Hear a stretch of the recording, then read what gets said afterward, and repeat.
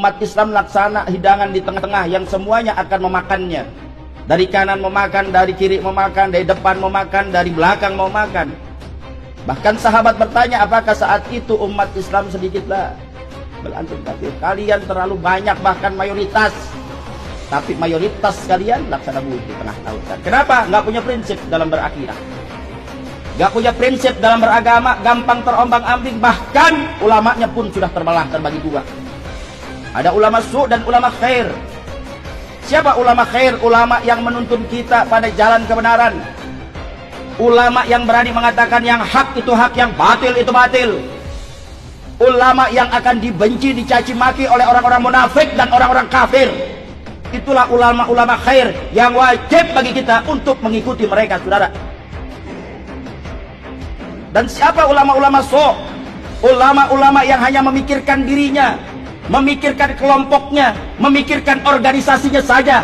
Dia tidak akan pernah marah ketika agamanya dihina. Dia tidak akan pernah marah ketika nabinya dinistakan. Dia tidak akan pernah marah ketika kitab sucinya dilecehkan, saudara. Itulah ulama su'. Mengapa ada ulama su'? Apa yang menjerat mereka? Ya, sebab mereka sudah terkena al-wahan. Ma huwal wahan? Hubbud dunya wa karahiyatul maut. Terlalu cinta kepada dunia dan takut akan kematian. Terlalu cinta kepada materi, terlalu cinta kepada jabatan, terlalu cinta kepada nama besar.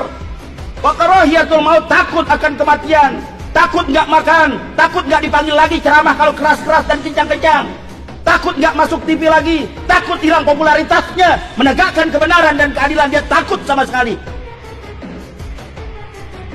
Itulah ulama su'. Yang dia pikirkan hanya bagaimana dapat jabatan. Dia nggak pedulikan lagi kanan kiri saudaranya. Dia nggak pikirkan lagi bagaimana umatnya. Dia nggak pikirkan lagi bagaimana agamanya dinistakan dan lain sebagainya.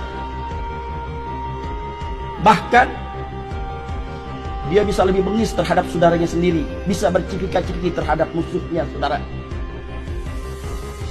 Allah Subhanahu wa taala sudah katakan Muhammadur Rasulullah walladzina ma'ahu asyidda'u 'alal kufar ruhama'u bainahum.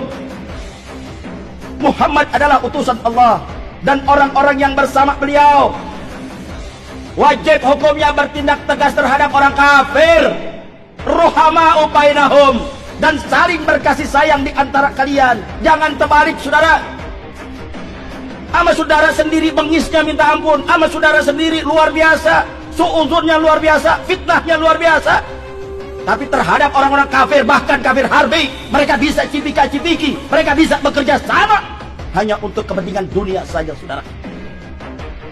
Bersatu.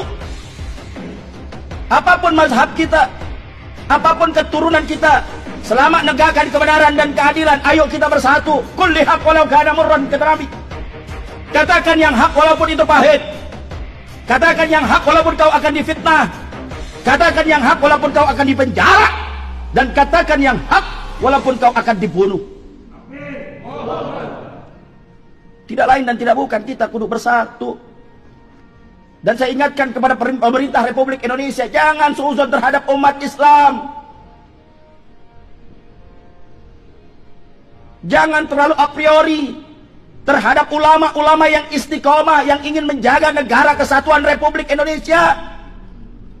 Ulama-ulama tidak akan melakukan bogot, pemberontakan dan lain sebagainya. Tidak. Kenapa? Karena ulama-ulama sadar yang memerdekakan bangsa dan negara adalah para ulama, kiai, habaib dan santrinya. Jadi nggak akan mungkin umat Islam yang istiqomah akan melakukan pemberontakan kepada negara. Tidak. Karena aset saham terbesar negara Republik Indonesia adalah umat Islam.